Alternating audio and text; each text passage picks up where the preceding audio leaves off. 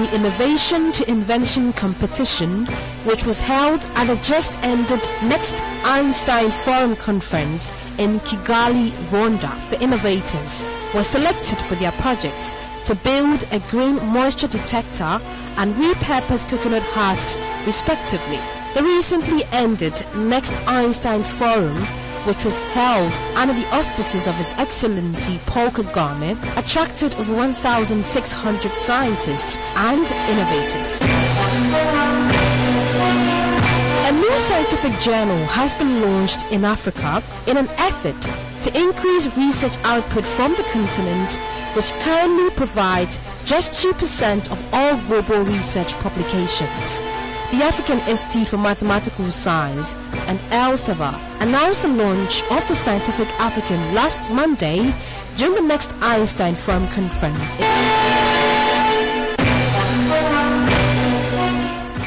A group of University of Ghana students have emerged winners at the just-ended Unilever Idea Trophy competition held in Johannesburg, South Africa. The competition saw delegates from Nigeria, Kenya, Cote d'Ivoire, and South Africa.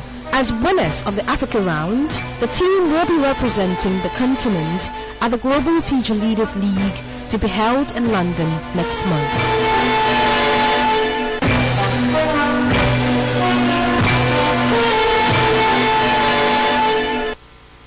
So that's science news for today. Interesting details shared in that report. With that said, we can begin our conversation with Martin Bruce. He's the co-founder of Young at Heart and a tech enthusiast. Martin, once again, good morning. Good morning, Francis. Thank you for joining us here on Morning Starr. Your designation is what? Tech enthusiast. That's a very interesting way to identify yourself. Why do you call yourself that? Tech enthusiast.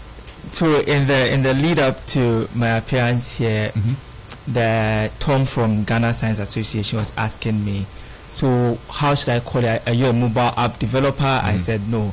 Are you a programmer? I said no. I said, you know what? I'm just a tech enthusiast because I love technology. And every time when I see a problem, I'm looking for the technology that solves it. Or when I see a technology, I'm looking for the problem it solves. So I'm looking at everything from the eyes of someone who loves technology and always looking at how to improve whether a system or whether a project or whatnot through technology. So that makes me a tech enthusiast. Okay, so it's fun about it. Okay, so you don't create things. You look for it and say it's available. Yes, so I don't necessarily create things. When it comes to the creation, I'll leave it to the experts who are better than me to do it. Okay. But then I look for what has to be done, how do we do it, and who's the right person to do it, and get the person to do it. Okay, so being a tech enthusiast, how does that define what you do? So I work at Young at Heart or just personally? Personally. So personally, before we go to Young at Heart. Personally, it fits into my work at Young at Heart. So simply, you're just looking out for things and how to improve them. Be it on a large scale or be it the little details. You see it, and the best way to improve it now is technology because of the global village in which we are now. So you can learn from best practices from elsewhere, look within whether the solutions are there, how to import it, how to tweak it to fit your situation. Okay, so we want to talk about gamified learning apps. Explain to us a bit more what that means exactly. Let's split it in three. Gamified learning, then we'll come to the apps. So let's start from the apps. There's a tech quote that there's an app for everything, which is almost true because every single thing you want to do, you find an app that teaches you how to do it. That's why you said almost, because there's not everything. Yes, not everything, of course. I'm not sure there's an app to learn how to make palm nut soup. I doubt it. But so now there's an app for everything. Mobile phone penetration is increasing. Maybe not at the same speed it is in the developed countries as it is in the now coming up countries, but then there is an app for everything. Learning, we are looking at how to make education more fun, how to make it more practical, how to make it more engaging for kids. Now gamification is simply applying the principles of games to everyday things. Two basic principles of games: there's rewards or point scoring, there's competition. So even at Star FM here, you can gamify your work process. Let's say who gets in on time, who gets their job done on time, you earn 5 points for completing a task before the deadline. You are competing with this person. So gamified learning apps, it's simply putting learning or educational content in the form of games, because games have a way of being addictive. Now a child will get hooked onto your phone and will play games all throughout. Instead of curing that addiction, you can turn that addiction to your advantage. You can turn it to something better that the child will be able to gain more from, rather than saying, you know what, don't touch the phone again, don't touch the tablet again. He will not become competitive in the next 2 or 3 years with his peers in the US, in China, and whatnot. So why don't you pick the education the child is getting from the classroom, put it in the game that is so addictive, so by the time the child has spent maybe 30 minutes on daddy's phone, not only is he improving his coordination and whatnot that games come with, but he would have learned what he would have learned in the classroom. And guess what? It will be more fun, and he will retain it more than if he had sat in the typical lecture we get in classes. Interesting. Okay, so tell us a bit more about the organization that you co-founded, Young at Heart. What do you do? Young at Heart Ghana started from August 2013 in Care University. It's simply we went for an outreach. We're going to teach in schools and some rural areas in the Ashanti region. Then we used to hear in the news, oh, there's a school here, they are doing ICT, they haven't seen a computer before. There's a school there, there's a school there. But it didn't rock us till we met in person, where you are preparing a JHS 3 student who has been studying ICT for about 6 years. That's from about primary 3 all through to JSS 3, going to write BC, hasn't seen a computer before. It rocked us that much. And what even killed us, on first thought, is quite funny, but we asked the student, we showed them a picture of a desktop, the system that comes with the desktop, and asked him, what is this? And the young chap said, we a fridge. We laughed it off at first point, but when you reflect on it, that's how shocking it was. Yeah. So we thought, okay, the best way, we can't always cry government. What can we do? After that particular outreach, we gathered ourselves as students from Campus Care University. Then every Saturday, we're going back to these villages and we started introducing them to practical ICT. We go with our laptops, we give them the basic things they need, they learn the parts, they learn the Microsoft Suite and whatnot. Then we didn't stop there. After getting to know it, we teach them how to utilize it in everyday life. So if it's an assignment, I can type the assignment. If it comes to math and formulas and whatnot, I can use Excel to better understand that. If it comes to presentation, there's PowerPoint and other things for me. So now Young at Heart, our projects we do are split into 3 categories. We have Digi Arts. Under Digi Arts, we have Digi Fairs, which I explained earlier. We just go to the schools with our laptops, the communities, and teach the kids. We have Digi Fairs. The difference between the Digi Club and the Digi Fair, during the fairs, we bring together all aspects of technology. So there's robotics, there's virtual reality, there's coding, there's gamification, there's programming and whatnot. And we give kids the opportunity to explore all these avenues and look for what interests them most. So now you have a JHS child who will go through a Digi Fair and will now be thinking, oh, I want to pick up a career in robotics, or I want to start a career in programming. That's what Digi Fairs do. Then we have train the trainer sessions.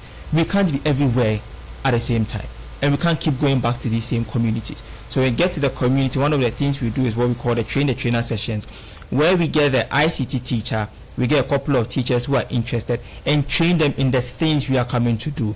We give them modules, we have regular updates to those modules, so once we are not there, then they take over. The second leg of our project is the ICT hub and maker spaces. Also, in line with sustainability, we partner other organizations and we create a physical hub, so a building resource for computers, whether brand new or slightly used, that we can just do a little tweak on it to get them to work.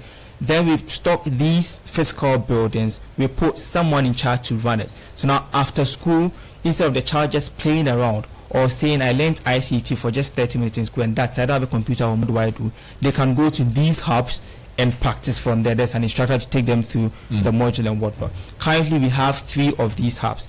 There's one in Abuja in the Ashanti region.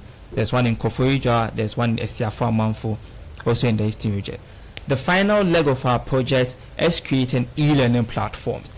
And the first project we've done under that is Anansi the Teacher app. I hope we'll talk about it. We are just about to talk about Artemis when we get our extended. What's that about? So Anansi the Teacher app is a gamified learning app. That brings me here this one, and it's a culture meets tech app to help kids learn the fields of science, technology, engineering, arts, and math, abbreviated as STEAM. So basically, what we sought to do with Anansi the Teacher app through our work at Young at Heart Ghana, we are focusing on 2 kinds of children. One is the rural child. He doesn't have any access to technology at all. It's just a brick and mortar classroom, and that's it. So you're looking at how to improve the access and how to give him the tools. And how are you doing that? Through our ICT Maker Hubs, through our DigiFairs, through our DigiClubs and DigiClasses and all that. Now, the second child we are looking at is the urban child, who is in the best schools that comes to mind. He has the access, but you get on there and all the content created is not created for his market. It's not created for the African child.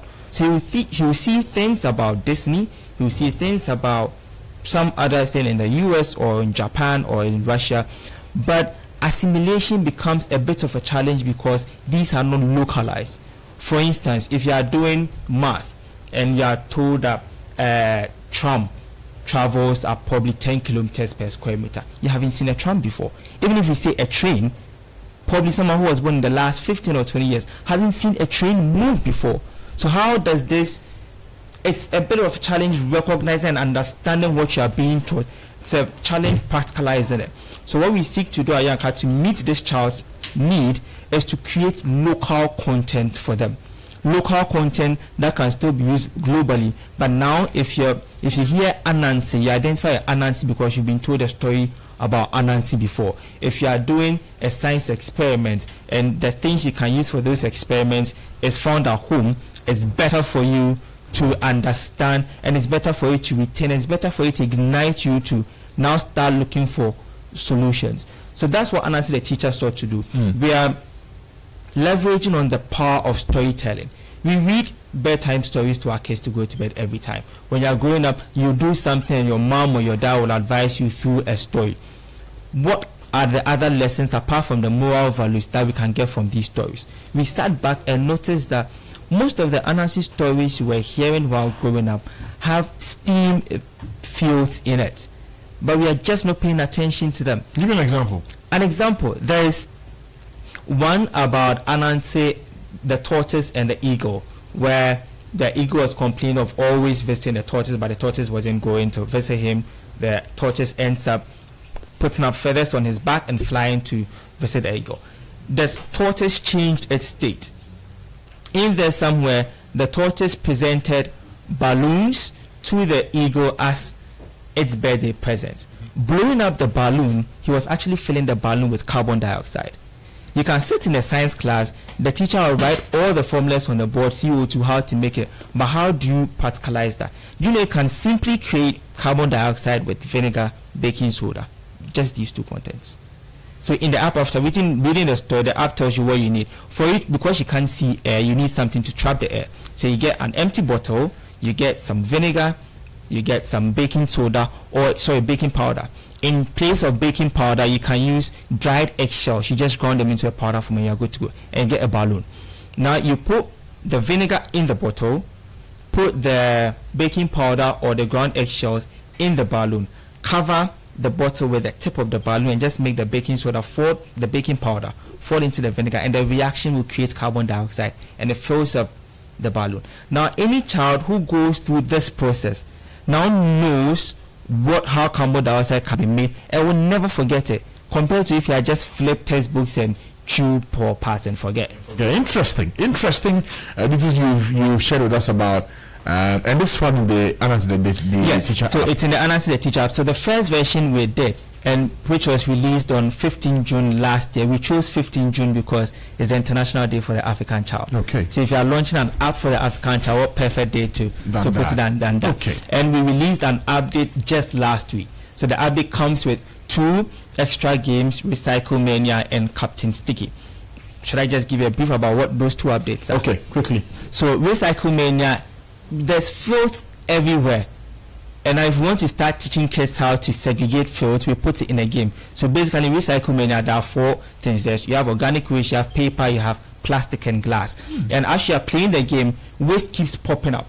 So you're supposed to pick up the waste and drop it in the right bin. So if you pick up maybe a banana peel and you put it in the organic bin, then your scores keep increasing until you are done. And through this, we are teaching kids how to segregate waste and how to recycle them. And these are found on both Android and iOS. So the Android version is out. iOS, latest by end of the week, iOS should be out too. Interesting. And this was done right here in Ghana? By here in Ghana, by Ghanaians, by students, by volunteers. Interesting. Okay, I'll ask about the other Ghanaian apps like this one that are gamified, meant to have our children learn a bit more as they have fun. But time for our science fun fact for today.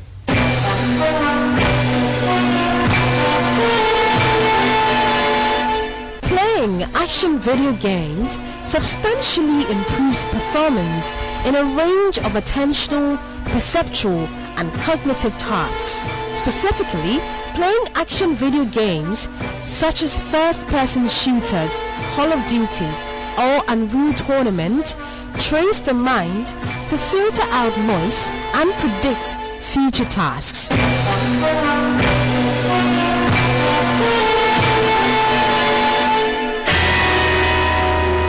Interesting fun fact. So if you thought people or adults playing games was waste of time, now you know the value it brings to you. Yeah, it's not.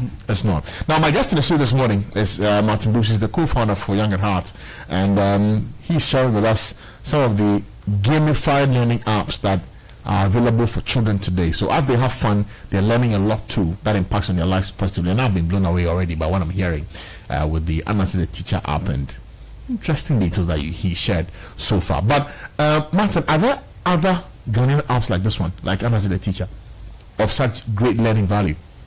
So far there are a few I've come across. I think the Adventure by Letty Art. There are a few apps which either you are just, it tells Anansi stories, or you are following an adventure through the Anansi folklore. But I'm yet to come across a typical Ghanaian app which links the stories to other fields of study, i.e. science, technology, engineering, arts, and math. Yeah, so there's the Adventures by Letty Art. There's a couple others, Port Wisdom, and Anansi Port Wisdom. Okay. But so far, Anansi the Teacher app is the only app which does what it does. Interesting. Okay, so is there any research that proves the benefits of these learning apps? Yes, there are numerous of them, and gradually the world is getting hooked onto educational learning apps because now as I was saying, there's almost an app for everything. So they're looking at how to improve it in education. I read one recently from Tesco Mobile by Edices, which is an educational platform, and they categorize the benefits. They are all talking about 24/7 availability. So now your child can learn the field of STEAM outside classroom hours. If he wakes up at 9 p.m. and doesn't want to go back to bed, he can learn. Doesn't have to be in the science laboratory to do science experiments. Now they're talking about portability. You can easily, it just sits on your phone with the app, and that's, you have access to all that instead of carrying textbooks and whatnot around. Talks about interactive learning because now the child is being engaged more. Hears the audios, looks at the pictures, flips through the pictures and whatnot. Yeah, so there are numerous research, and they all categorize the benefits into the 3 or 4 I've just mentioned. So how important is it that people can relate to the games they're learning from? It is very critical. I use the example of a train or a tram, or for instance snow. When is your child going to see snow? Yes, the child may travel and see snow, but then how about you make it very engaging to the point that he sees maybe a trotro every day, or Recycle Mania in Anansi the Teacher app, he sees trash every day. At certain places you will see bins which calls for segregation of trash. So if it's such that he can relate what he's seen in the app to his everyday environment, it sharpens his mind. So now he's walking on the streets of Accra, he sees the field and remembers that I played Recycle Mania, so how can I solve this? So gradually, at Young at Heart, we say we are empowering the next generation of digital innovators. So now the child is looking around because what he's learning is something he sees every day. He's always looking at it from the solution point of view, creating solutions to them. Interesting. Now, what are some of the feedback you've been receiving from people about your app? The feedback has been amazing. So when we launched it last year, after 2 or 3 weeks, people started calling up for updates. When is the update coming? Because my child has finished. We need more. And one interesting thing we found was we created an app with primary and GHS students in mind. But now you have tertiary and even parents, they download the app and they are using it and preventing their kids from using it because it was so fun and engaging to do. We did it for the kids. So people also, especially those in the diaspora, are happy because now they have local content to use. And when I checked just last time, when I checked the top 5 countries where we had downloads from, we had people from Jamaica downloading, and it was quite interesting. So all these feedbacks are leading into and all led into the few downsides which we got to have led into the update, and we made the update better than that. Okay, and I've got to ask though, for all the work you're doing, how easy is it for you to create an app of such value here in Ghana? Is it easy? It's very tough, especially the routes we choose to create it. Which is what? We could have gone to any high-tech firm in Ghana, give them our plan, give them everything we want to do. They will quote some 100,000 or so USD. We'll find the money and pay, and they would have done it. But we still want that ownership such that the developers, part of the developing team, they just when they started developing the app, they were still students in KNUST. The script writers are still students, are part of the volunteers we work with. We collaborated with organizations like GH Scientific from there, which is partnered to the Ghana Science Association to give us some of the local content material. We are using another volunteer to do the artwork and all. Okay. So it's quite difficult to get all these people together. It takes a lot of passion and commitment because you're not being paid your commercial value. You are volunteering because you've seen the need and you want to solve it. Also, trying to leverage on big brands to help push the app more becomes difficult because just as the folks from IE were saying earlier, the first question people ask is, what's in it for me? So I come to you, I have this app, I think it will be good for kids, help promote it, and the question is, what's in it for me? How much am I going to get paid? But we don't have the money to pay you, so then that makes it a bit difficult. But we are striking up key partnerships, which is helping us promote the app with Ghana Think, with National Society of Black Engineers, with ComSaid and others, and it's going great so far. It's been good so far. Okay, if you're just joining us, we're speaking to Martin Bruce. He's the co-founder of Young at Heart, Ghana, and also the brainchild of Anas, the teacher. Yes, it's a brainchild of Young at Heart. Young at Heart. Okay, yeah. So I recently came across the launch of an autism learning app. Do you have any experience with this app, and would you call it also a gamified learning app? So the Autism Aid app, funny enough, the creator of that app, Alice from Autism Aid Ambassadors, we were with her in the same program from Reach for Change. So we're all part of the former Tigo. Tigo ran a competition, the Digital Change Makers competition. We won, Alice too won, I think, the year before us. So we're all in the program being run by Reach for Change for that. So I've interacted with Alice a couple of times. So the Autism Aid app, I haven't explored the app in its entirety, but it is a form of a learning app. But the initial feel I got from it, I didn't see any game, so it may be not a gamified learning app, but it is a learning app. Okay. And from Anas the teacher, what's next?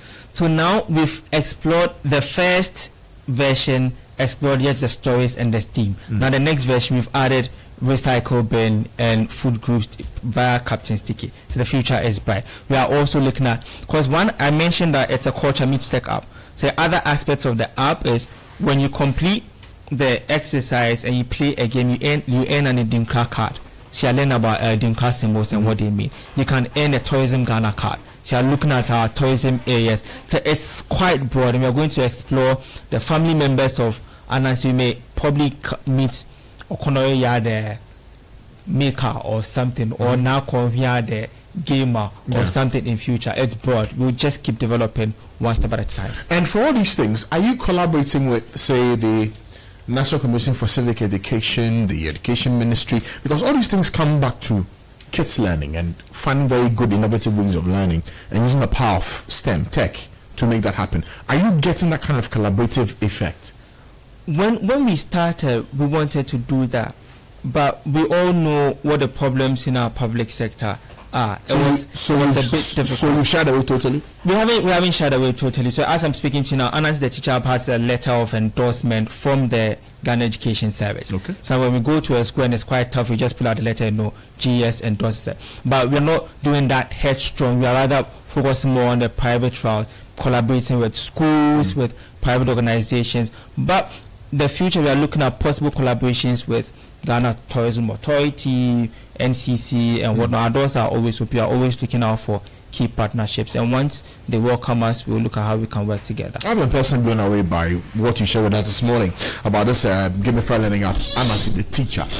Maybe I may have to go look for it and download and see. Just check it out and download. I could have my family people to also enjoy it and get to learn a bit more, because not just are they having fun, but there's a lot they are learning about their country too, and things they can do to improve it as we go along. I want to say a big thank you to you for joining us this morning, Martin Bruce, the co-founder of Young at Heart Ghana, and the